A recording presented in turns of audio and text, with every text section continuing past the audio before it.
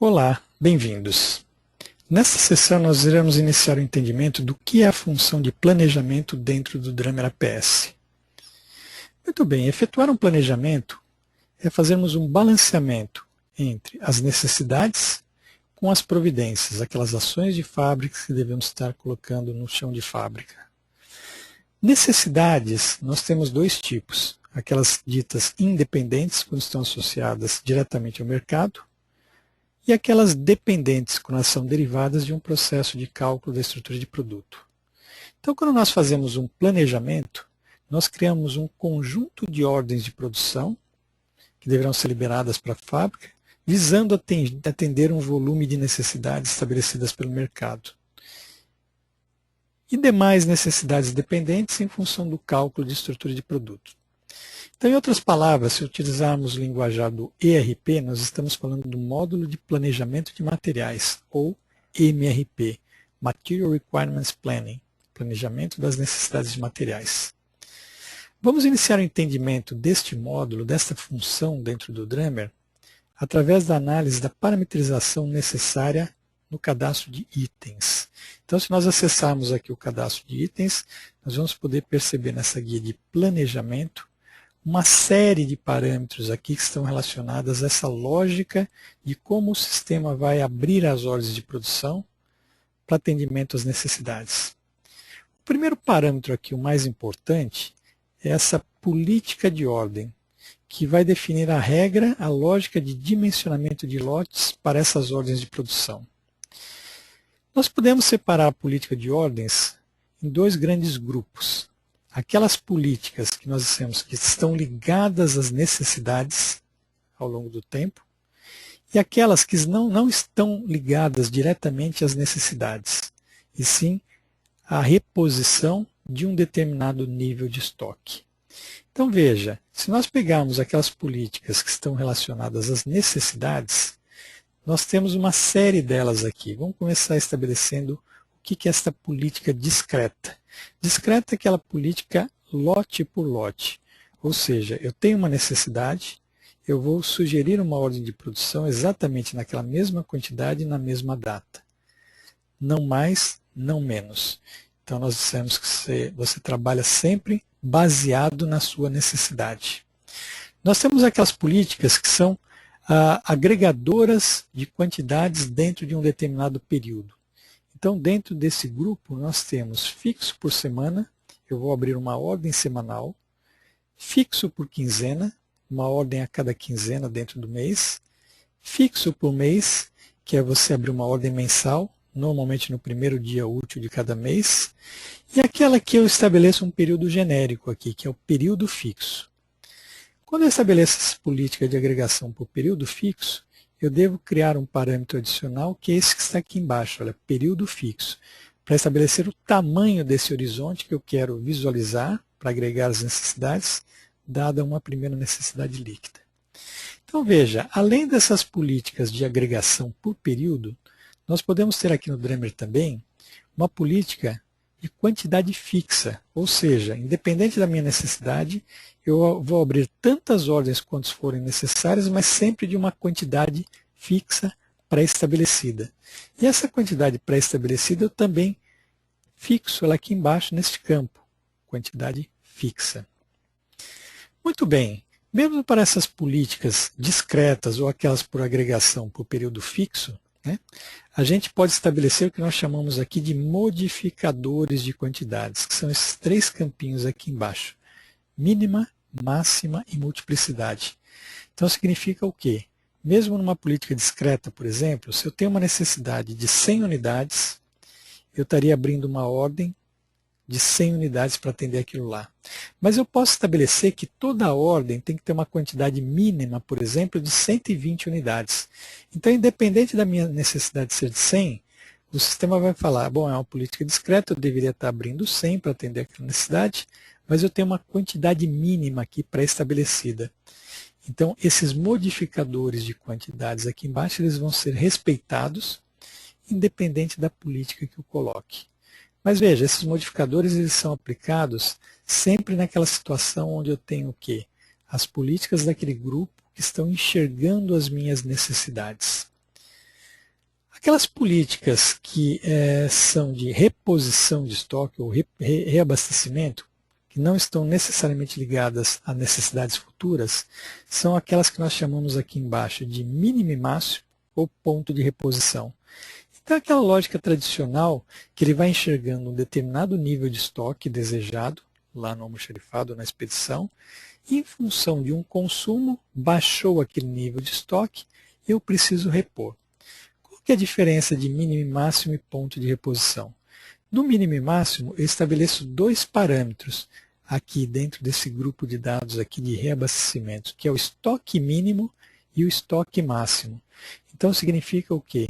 A cada momento, se a minha disponibilidade cai abaixo do mínimo, eu vou abrir uma ordem com a quantidade suficiente para ela voltar a atingir o nível mínimo ou o nível máximo se estiver estabelecido nesse parâmetro aqui embaixo. Então veja, a tendência é que o nível de estoque sempre fique oscilando dentro deste mínimo e deste máximo aqui. Então essa é a política de mínimo e máximo. Ponto de reposição é uma coisa bastante similar. A diferença é que eu estabeleço qual que é o ponto de estoque que abaixo do qual eu vou disparar um lote de produção, ou um lote de compras. Então o ponto de reposição ele pressupõe a existência de dois parâmetros.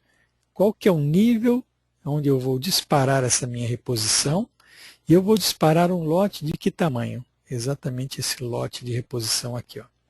Então veja, esses dois parâmetros aqui são utilizados quando eu estabeleço uma política de ponto de reposição e esses dois parâmetros aqui embaixo, estoque mínimo e estoque máximo, são utilizados quando eu estabeleço a política de mínimo e máximo.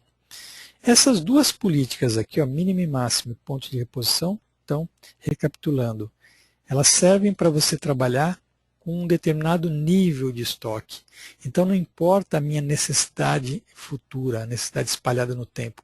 O sistema sempre vai estar enxergando qual é o nível de estoque que eu me encontro e se estiver abaixo desses parâmetros, eu sugiro uma reposição.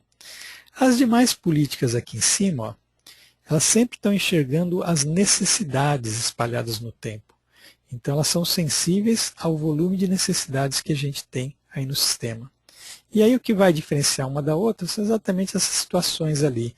Ou eu faço para atender uma necessidade específica, ou eu faço através de um critério de agregação de necessidades ao longo do tempo. Algumas políticas que a gente chama aqui de especiais, por exemplo, essa daqui por projeto.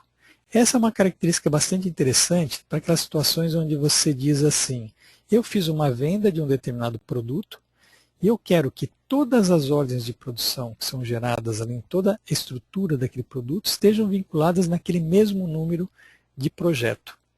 Então é uma política que nós chamamos assim de discreta pura, porque ele só vai alocar as ordens de produção que têm o mesmo número de projeto que foi definido lá no nível do pedido lá em cima. Então é uma política bastante especial que serve para atender essas situações onde você tem uma demanda muito específica de um cliente e você quer fazer toda a produção amarrada àquele número de controle que nós estabelecemos pelo projeto. A política manual significa não faça nada, eu quero abrir a ordem de produção de acordo com a minha necessidade aqui. Então o sistema, quando você roda aqui a rotina de planejamento, no caso de uma política manual, ele não vai sugerir nenhuma ordem.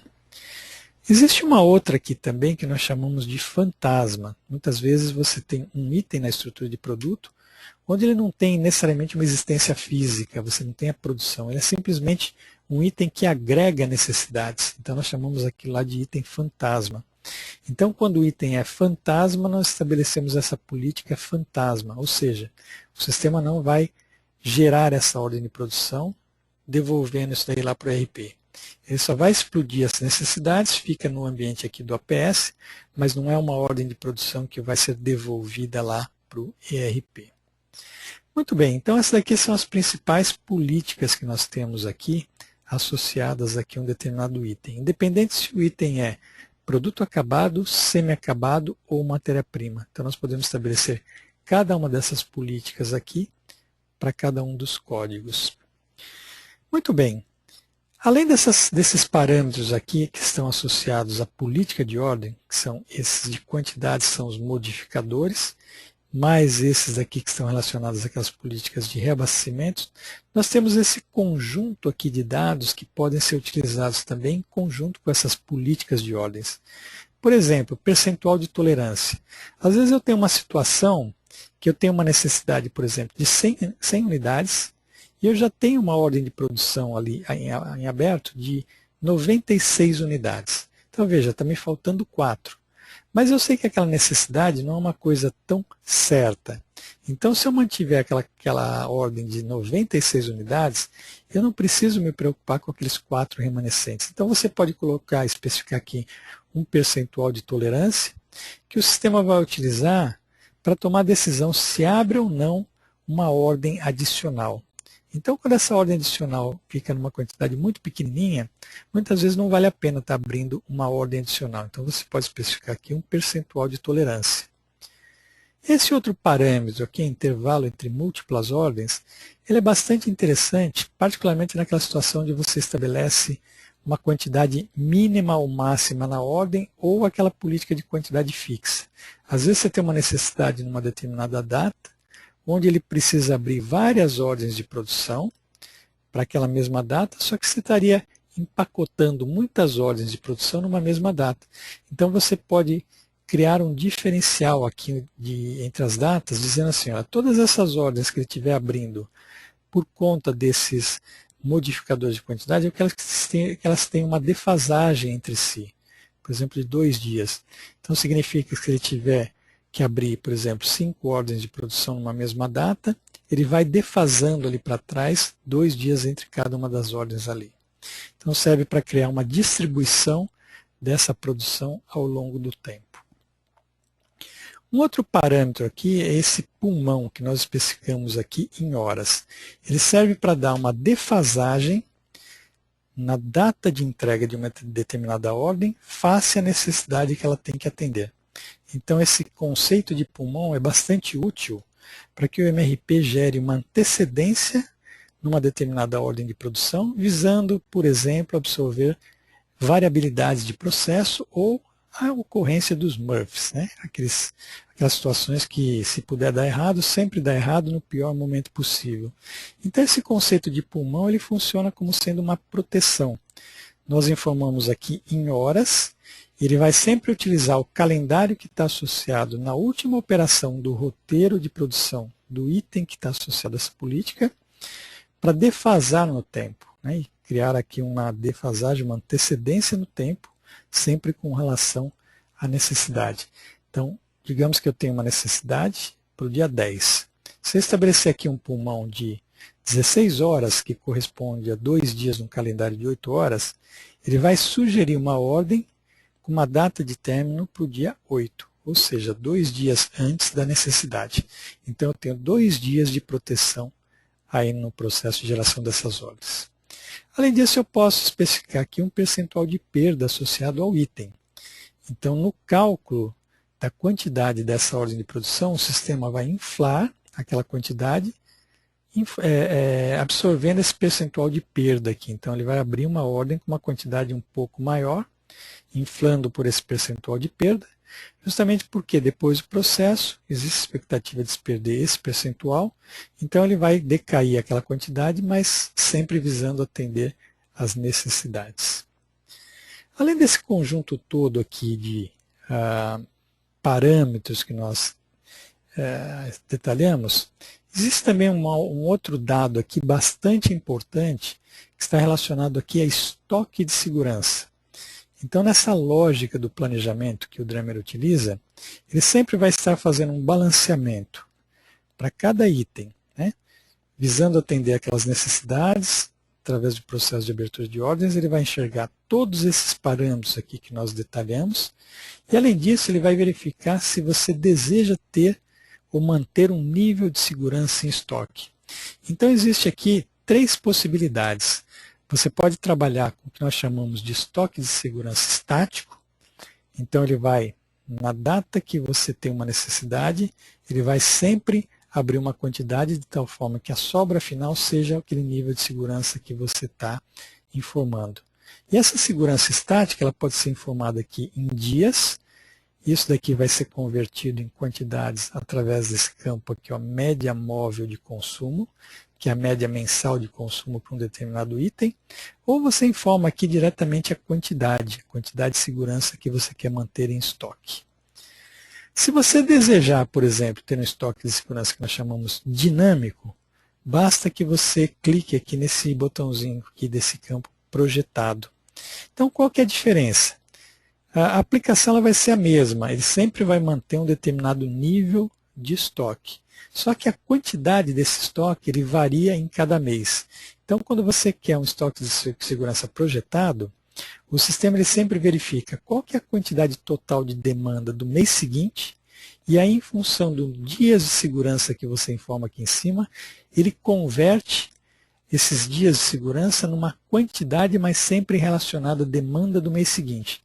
Então, com isso, você consegue estabelecer um estoque de segurança variável mês a mês. Bastante útil naquelas situações, por exemplo, que você tem sazonalidade, onde você deseja ir crescendo um estoque ou diminuindo, né, um estoque de segurança, para que chegue num determinado período de maior demanda, você tenha lá uma cobertura maior dada pela segurança. Então, veja, esses daqui são, vamos dizer, os parâmetros básicos que estão associados a um determinado item e que são utilizados pela lógica do MRP que nós temos aqui dentro do Drummer.